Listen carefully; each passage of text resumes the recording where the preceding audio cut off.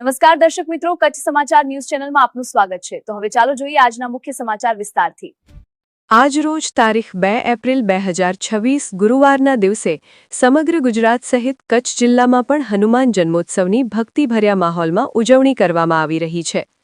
ત્યારે ભુજ તાલુકાના ભુજોડી ગામ નજીક આવેલ પૌરાણિક ધોરાવા હનુમાન મંદિર ખાતે ભક્તિનો અનોખો માહોલ જોવા મળ્યો હતો।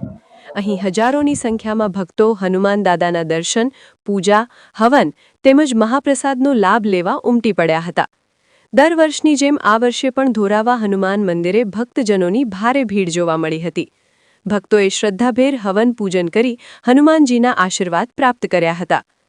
અત્રે ઉપસ્થિત શ્રદ્ધાળુઓનું કહેવું છે કે આ મંદિર અત્યંત પૌરાણિક અને ચમત્કારિક છે, જ્યાં હનુમાન દાદા ભક્તોના મનોઇચ્છિત કામ પૂર્ણ કરે છે। મંદિરના પૂજારી પરિવાર છેલ્લા 4 પેઢીથી અહીં નિષ્ઠાપૂર્વક સેવા આપી રહ્યા છે। મંદિર પરિસરમાં આવેલ પૌરાણિક વાવ અને આસપાસનું શાંત અને રમણીય વાતાવરણ ભક્તોને આત્મિક શાંતિનો અનુભવ કરાવે છે। આ પ્રસંગે ઉપસ્થિત તમામ ભક્તજનો અને દાતાશ્રીઓએ પૂજા, હવન, દર્શન તેમજ મહાપ્રસાદનો લાભ લીધો હતો। આજના મહાપ્રસાદના દાતા વિનોદભાઈ સોલંકી રહ્યા હતા, જેમણે ઉપસ્થિત મહાનુભાવોની સાથે પ્રસાદ ગ્રહણ કર્યો હતો। કચ્છ સમાચાર મીડિયા સાથે વાત કરતા મહાપ્રસાદના દાતા વિનોદભાઈ સોલંકી તેમજ ધોરાવા હનુમાન મંદિરના પૂજારીએ જણાવ્યું હતું કે જય સિયારામ। આજે પહેલે તો હનુમાન જયંતિની આપ સર્વેને ખૂબ ખૂબ શુભકામના। વિનોદભાઈ સોલંકી તરફથી, માધાપર તરફથી। આજે હનુમાન જયંતિ નિમિત્તે આ ધોરાવા હનુમાનજી મંદિરમાં આજે સવારે 8 વાગ્યાથી કરીને 12 વાગ્યા સુધી હવન યજ્ઞ હતો। એની પણ પરંપરા જે વર્ષોથી ચાલે છે। સાથે સાથે આજે હનુમાન જયંતિ નિમિત્તે ધોરાવા હનુમાનજીને ઘણા વર્ષોથી ભંડારો પ્રસાદનું આયોજન થાય છે।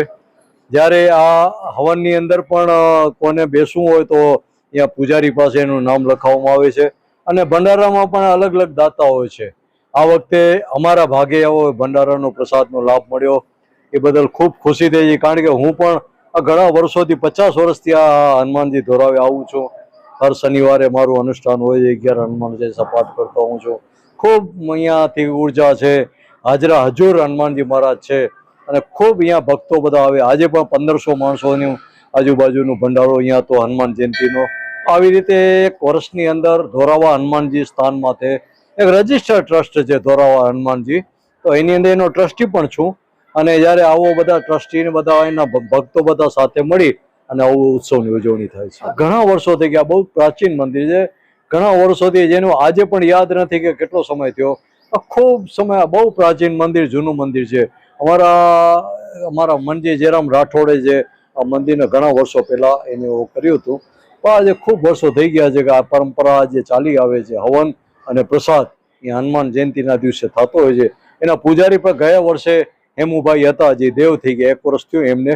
એ ગયા હનુમાન જયંતિના દિવસે જ ગઈ વખતે દેવ થઈ ગયા હતા, તો ભંડારો ગઈ વખતે મુલતવી રાખ્યો હતો, પણ બાકી અવિરત ચાલુ છે। અહીંયા શું છે કે આજે વર્ષોથી આ પૂરી વ્યવસ્થા છે, વિશાળતા છે, મોટું છે, મહાદેવનું મંદિર છે અને ખૂબ આના ભક્તો બધા મંગળવારે અને શનિવારે ખૂબ આવતા છે। પૂરો આજુબાજુનો વિસ્તાર બધો, માધાપર, ભુજોડી અને આજુબાજુ ગઢા, કુકમા બધા ગામના અહીંયા આવતા હોય છે।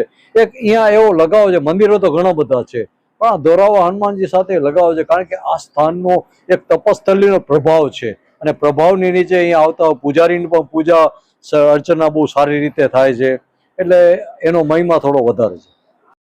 આ ધોરાવા હનુમાનની મંદિરની પણ એક બાજુમાં સેલોર વાવ છે, પ્રાચીન છે। રાજાશાહી જમાનાની અંદર આ એનો વાવ ખોદવામાં આવી હતી, એના ઉપરથી આ ખ્યાલ આવે છે કે આ મંદિર કેટલું બધું જૂનું હશે। ત્યારે અહીંયા હતી બાજુમાં ભીમા શેઠનો વાવ, જ્યાં મહાદેવનું મંદિર છે, એ પણ સ્વયંભૂ મહાદેવ છે, ત્યાં પણ સેલોર વાવ હતી। તો આ રાજાશાહી જમાનામાં સેલોર વાવ હતી અને આ મને ખ્યાલ છે ત્યાં સુધી એના તકતી હતી, એના ઉપર મનજી જયરામ રાઠોડ, માધાપર, અમારા કચ્છ ગુજર ક્ષત્રિય સમાજના એક મોભી થઈ ગયા માધાપરની અંદર, કે જેણે આ સેલોર વાવનું ખોદાવી હતી, એને કર્યું હતું। તો એના સાથે સાથે આ હનુમાનજી મહારાજની પણ ત્યારે મંદિરની સ્થાપના થઈ હશે। મારું નામ પ્રાણગીરી હિંમતગીરી ગોસાઈ છે। અમે અહીંયા 4 પેઢીથી પૂજા કરીએ છીએ તો હનુમાનજી મહારાજની। અમારી 4 પેઢી થઈ અહીંયા, મારે અત્યારે 35 વર્ષ થયા મને।